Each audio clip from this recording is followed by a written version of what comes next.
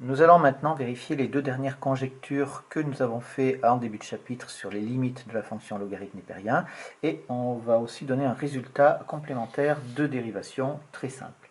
Alors, les limites, on avait fait les conjectures, la limite lorsque x tend vers plus l'infini de ln de x égale plus l'infini, et la limite lorsque x tend vers 0 par valeur supérieure de ln de x égale moins l'infini. On y va pour la démonstration de la première.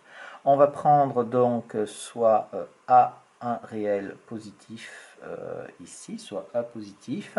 Qu'est-ce qu'on va faire? On va essayer de revenir à la définition des limites, c'est-à-dire qu'on va essayer de montrer que tout intervalle ouvert du type A plus l'infini contient toutes les valeurs de logarithme népérien de x pour x suffisamment grand. Donc soit A appartenant à soit A un réel positif. On sait que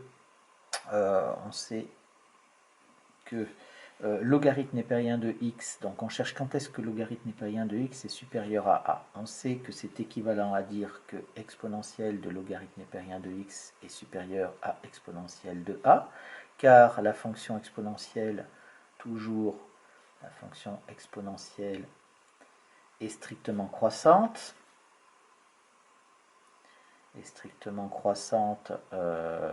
On précise un petit peu ici l'intervalle. Alors j'applique ma fonction exponentielle sur cette inégalité, sur le logarithme népérien de x, qui peut valoir absolument n'importe quoi, mais on est supérieur à a, donc on est ici sur l'intervalle a plus l'infini.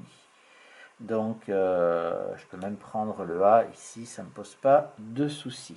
Et ça, c'est équivalent à dire, eh bien, exponentielle de ln de x, ça nous fait donc x supérieur à exponentielle de A. Donc, qu'est-ce qu'on peut dire? On peut dire donc tout intervalle du type, alors on va dire tout intervalle ouvert du type A plus l'infini contient toutes les valeurs de logarithme népérien de x, toutes les valeurs de ln de x, pour x supérieur à exponentielle de a, c'est-à-dire pour x assez grand. Donc ici, on est exactement dans le cadre de la définition, donc c'est équivalent à dire que la limite lorsque x tend vers plus l'infini de logarithme népérien de x est égale à plus l'infini. Ici, on revient à la définition. Ensuite, on va passer à la deuxième conjecture, c'est-à-dire la limite au voisinage de 0.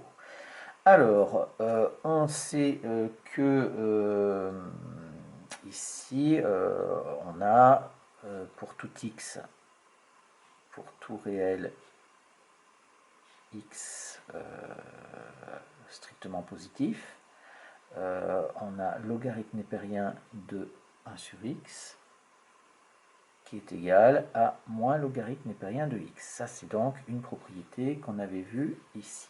Ça, c'est donc équivalent à dire que le logarithme népérien de x est égal donc à moins logarithme népérien de 1 sur x. D'accord? Et donc, en fait, au voisinage de 0 par valeur supérieure, au lieu de chercher la limite de logarithme népérien de x, je vais regarder la limite de logarithme népérien de 1 sur x. Donc, je vais dire ici que la limite lorsque x tend vers 0 par valeur supérieure de 1 sur x est égale à plus l'infini. Ça, je peux le dire facilement parce que je sais que x est positif. Je vais dire maintenant, je vais faire quoi? Je vais faire une composition. Je vais dire que la limite lorsque grand x tend vers plus l'infini de moins logarithme népérien de grand x, ici ça nous fait, alors quand x tend vers plus l'infini, logarithme népérien de grand x tend vers plus l'infini, avec un moins devant, ça nous fait donc moins l'infini.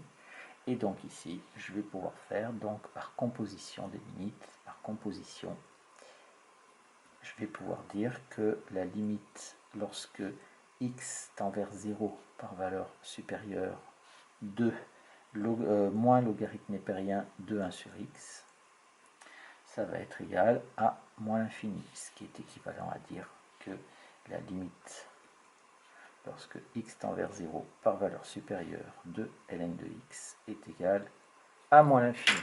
On a toujours nos codes couleurs, c'est-à-dire que j'ai ici cette chose-là que je retrouve là dans ma composition. Le résultat que j'ai ici, je le retrouve là. Et enfin, le résultat, ce que j'ai ici, je le retrouve là. Voilà pour les limites qui se démontrent assez facilement. Maintenant, une dernière propriété. Eh bien, je vais dire que soit U, une fonction strictement positive, une fonction strictement positive et dérivable sur un intervalle i. D'accord, je prends une fonction comme ça. Alors, on va dire que la fonction ln de u est dérivable sur i. Et on a la dérivée de ln de u' est égale à u' sur u.